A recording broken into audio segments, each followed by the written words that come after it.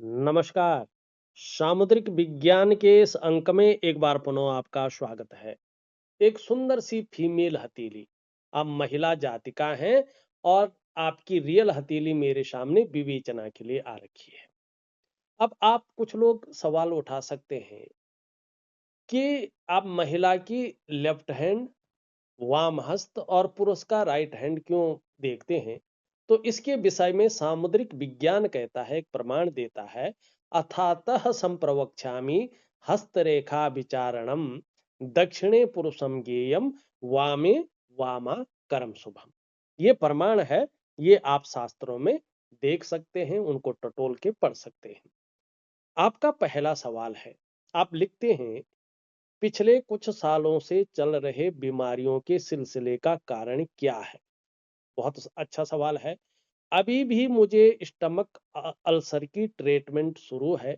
शादी के बाद ही शुरू हुआ और डॉक्टर पर बहुत खर्चा हो रहा है मेरी वजह से। और इसके लिए मैं क्या उपाय करूं? निश्चित तौर पे मैं आपको उपाय दूंगा। सबसे पहले इसका कारण देखते हैं। यहाँ पे अगर आप ध्यान से देखेंगे तो आपकी जो बुद्ध की रेखा है, इस प्रकार से टूट टूट कर आगे बढ़ रही है और आपका जो चंद्रमा है, जो 70% हमारे जीवन को बदलने की ताकत रखता है, ये बिल्कुल पीड़ित अवस्था में यहाँ पे बैठ रखा है, असंतुलित अवस्था में बैठ रखा है। जब ये बुद्ध की रेखा टूट टूट कर आगे बढ़ती है तो ये स्वास्थ्य के लिए अच्छे संकेत नहीं माने जाते। ये हमारी हथेली में बीमारी होने से पहले ही बता लेती है कि आप थोड़ा अपने स्वास्थ्य का ध्यान रखें, गंभीर बीमारी होने की आपको संभावना है। और साथ में धन के नुकसान होने की संभावना को भी ये प्रबल करता है, पहले ही बता लेता है बीमारी आने से और धन के नुकसान होने से। जो आप कह रहे हैं ना, डॉक्टर पे मेरी वजह से बहुत ज्यादा खर्च हो रहा है, और बीमारी का वास्तविक कारण आपकी हथेली में यही है। कई बार ये घर परिवार में भी कलह को दिखाती है। इसके कारण होता ही है गंभीर बीमारी, धन का नुकसान और घर परिवार में कलह। और इसको और मजबूत करता है अगर चंद्रमा खराब हो। जो आपको स्टमक अल्सर की प्रॉब्लम है ना, ये इस चंद्रमा के कारण ही है। और यहाँ पे आप देखेंगे तो राहु की स्थिति प्रबल हो गई है, मारक भाव में राहु बैठ गया है। राहु अगर इतना बड़ा वीडियो नहीं है, पर मैं ये निश्चित तौर पे कह सकता हूं, या तो ये धन का नुकसान कराता है, या तो ये व्यापार हानि कराता है, नौकरी हानि कराता है, या ये रहस्यमयी बीमारी देता है। कई बार मैंने देखा है व्यक्ति के शरीर का ऑपरेशन होता ही होता है। तो यहाँ पे अल्सर की जो ट्रीटमेंट है, ये इन 3 से 4 कारणों से आपके जीवन में है। इसके अलावा अगर देखेंगे, चंद्रमा के कारण ये कुछ समय तक आपके मन को भी गड़बड़ रखेगा। मानसिक परेशानी से भी ये ग्रसित रख सकता है। कई बार भावुकता बहुत ज्यादा दे सकता है, या इमोशनली थोड़ा आपको परेशान भी कर सकता है। कई बार आपका मन भी अच्छा नहीं रहेगा, मन गड़बड़ रह सकता है, मन उच्चाट रह सकता है, मन भटकाव की स्थिति में रह सकता है। काम यहां कर रहे, मन कहीं और गया हुआ हो सकता है। और इसी मन के कारण हमारा जो डाइजेस्टिव सिस्टम है, जो हार्मोनल सिस्टम है, उस पे बहुत ज्यादा असर पड़ता है और पेट की दिक्कतें बहुत ज्यादा बढ़ जाती हैं। ऐसे में मां का सुख भी व्यक्ति को प्राप्त नहीं होता है और नींद आने में भी व्यक्ति को दिक्कतों का सामना करना पड़ता है। इतना ही नहीं, ये आपके करियर के मामले में, आपके धन के मामले में भी प्रॉब्लम देता है। पढ़ाई में लगाया गया पैसा वसूल नहीं हो पाता है। ठीक है ना? तन मन धन तीनों का कारक है। तन भी खराब रहता है, मन भी खराब रहता है, और धन के रिजल्ट भी ये खराब देता है।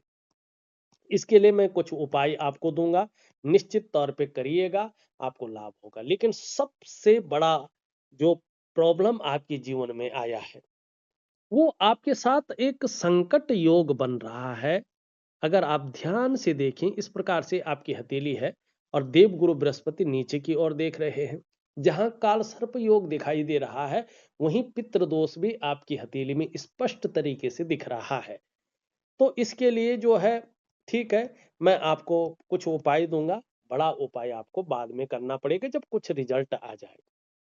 दूसरा आप लिखते हैं कि मुझे पढ़ाई अच्छी होने के बावजूद नौकरी में सफलता नहीं मिली है, जो ग्रोथ वास्तव में मिलनी चाहिए, जो तरक्की मिलनी चाहिए, वो तरक्की मिली नहीं है।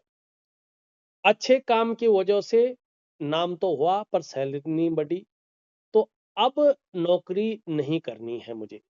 क्या मैं बिजनेस कर सकती हूँ जिसमें मुझे यश मिले और जिससे मेरी आर्थिक स्थिति सुधर जाए। मुझे हमेशा ही सीखने की और स्वावलंबी बनने, सक्सेस मिलने की चाह रही है, लेकिन परिस्थितियों के कारण वो चाह सफल नहीं हो पाई है। यहाँ पे सबसे पहले चीज देखिए, ये आपकी जो इंडेक्स की फिंगर है, जो देवगुरु आचार्य बृहस्पति से प्रभावित है, यहाँ पे आप ध्यान से देखेंगे तो सूर्य की उंगली से बड़ी है और मिडिल फिंगर से छोटी है। ये बहुत अच्छी मानी जाती है।